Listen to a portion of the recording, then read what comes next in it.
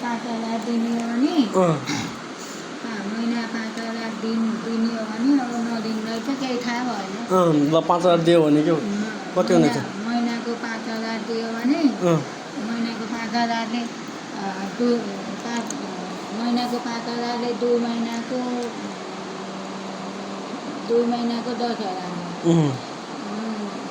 4 महिनाको 20,000 भयो हैन?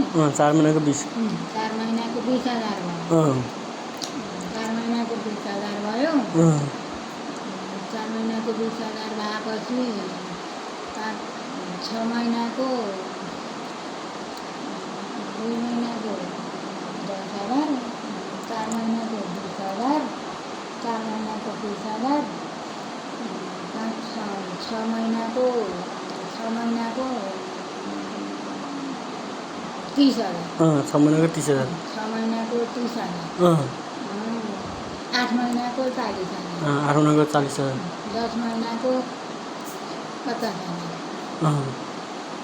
12 महिनाको 60। कति हुँदैछ त 12 महिनाको? 12 महिनाको 60 हो र?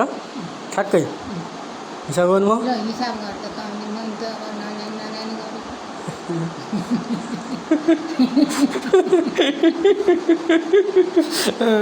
हिसाब गर्नु त जानेको। तेरो बा मर्दाखेरि